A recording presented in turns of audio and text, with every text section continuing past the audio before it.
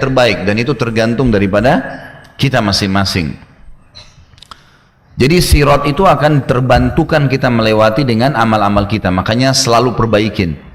Dan ibadah itu dinikmati.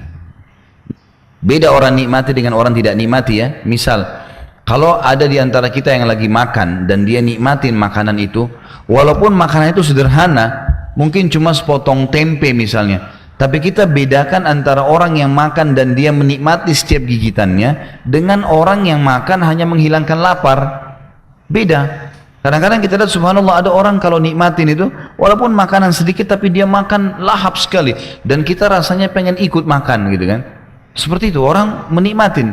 Orang yang menikmati maka dia akan berusaha untuk mendapatkan kenikmatan di setiap apa yang sedang dia kerjakan. Sama dengan orang tidur.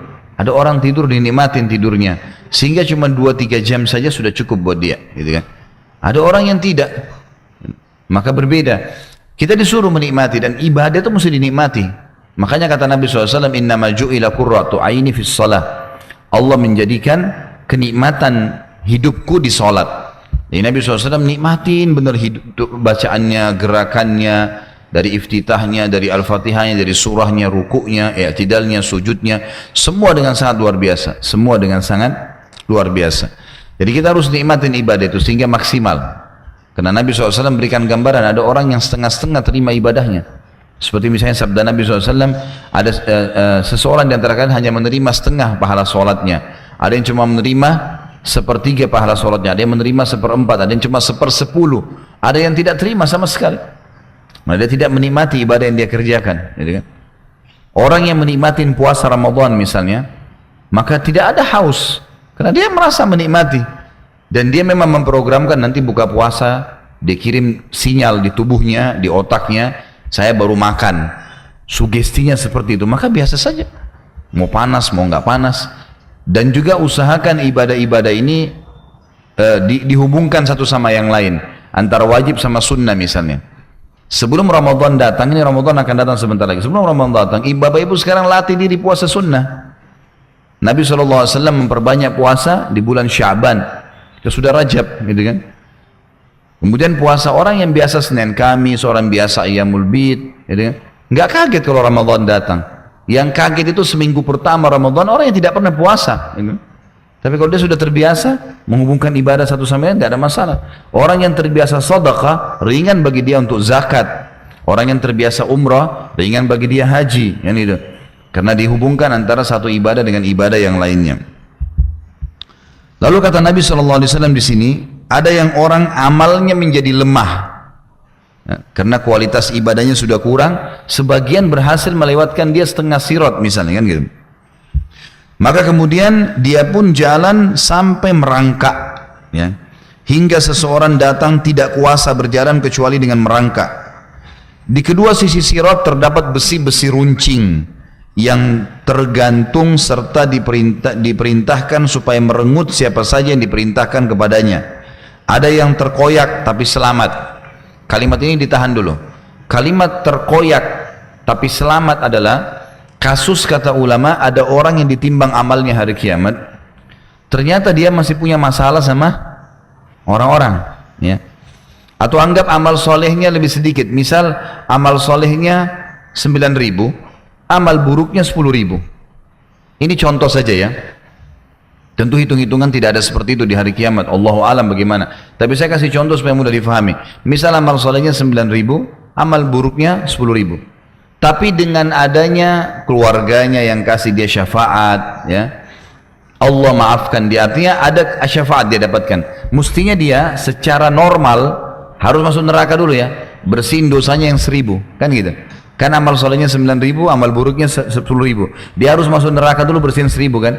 Tapi dengan pertolongan syafaat Nabi Muhammad SAW atau syafaat keluarganya yang mati syahid misalnya, atau apalah ya yang dia dapatkan, maka terampunilah dosanya 2.000 misalnya.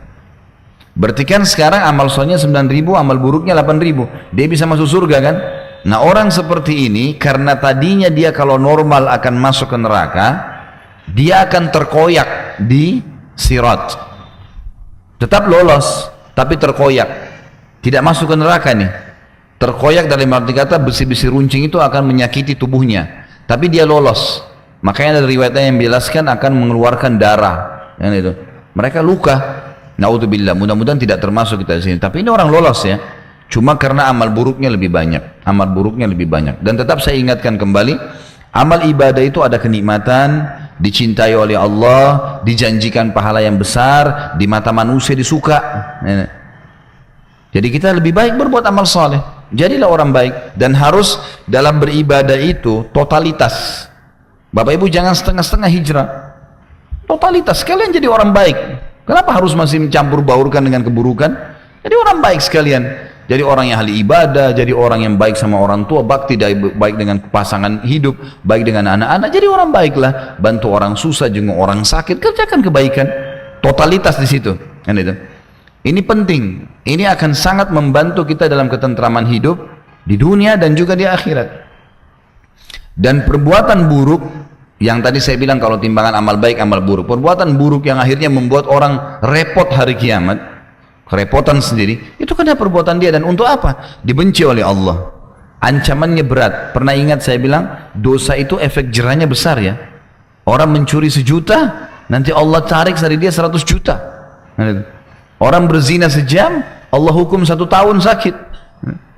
Sebaliknya juga ibadah begitu ya. Kita sholat misalnya 2 rakaat khusyuk, sudah cukup Allah kasih kesehatan sebulan. Mungkin kita sedekah 10.000, sudah cukup Allah datangkan 5-10 juta buat kita. Dari kehidupan kita dalam beberapa hari ke depan. Begitu balasannya. Jadi amal pahala besar pahalanya, ini amal dosa buruk. Dan efek jerahnya besar. Efek jerahnya besar. Mungkin orang dusta, bohong, sudah cukup dia sariawan setiap bulan, berbulan-bulan sakit, gitu kan? Dan seterusnya. Jadi Allah SWT datangkan masalah buat dia ya. Jadi untuk apa buat dosa kalau begitu? Dan di mata manusia buruk. Orang yang buat dosa itu buruk, gitu kan? Yang selalu mukul orang, yang selalu ghibah, yang selalu durhaka sama orang tuanya dibenci. Lalu untuk apa kita lakukan? Ini makna daripada dia akan terkoyak ya, tapi selamat. Karena tadi kasusnya begitu. Jadi dia mestinya normalnya masuk neraka dulu, normalnya. Tapi karena dapat bantuan-bantuan syafaat dan seterusnya, maka dia selamat. Cuman tetap terkoyak. Ya dia rasakan sakit. Ya. Dan ada yang terjatuh dalam neraka. Ini yang amal buruknya lebih berat daripada amal solehnya. Sudah dibantu pun, sudah ada syafaat pun, masih belum bisa. Karena dosanya terlalu banyak. Makanya Bapak Ibu sekalian, jangan pernah anggap remeh dosa, karena kita tidak tahu kadarnya. Ingat, 1 pahala dan 1 dosa tidak bisa kita nilai dengan angka 1. Nggak bisa kita nilai dengan angka 1. Karena kita tidak tahu ini angka 1 bukan, kita nggak ngerti, gitu kan? Misal kata Nabi SAW, la tahkiranna minal ma'rufi syai'a. Jangan kalian pelit-pelit dengan amal saleh. Senyum dengan muslim. Sampai kata Nabi SAW, selalulah kalian berbuat baik, ya. Sampai walaupun hanya senyum dengan saudara kalian muslim. Tidak boleh dianggap remeh. Kita tidak tahu kadarnya. Jangan juga anggap remeh dosa. Mungkin hanya sekedar ini, mungkin hanya sekedar itu. Ternyata bahaya sekali. Kita nggak tahu efeknya kan. Berat. Dari mana kita tahu kalau dosa misalnya dengan melihat sesuatu yang haram, berarti ini sudah cukup disiksa sehari, 2 hari, sebulan di neraka? Kita nggak tahu. Kayak jangan anggap remeh gitu kan. Jangan heran kalau kita sudah taubat kepada Allah Azza wa Jalla, ternyata proses taubat itu butuh waktu.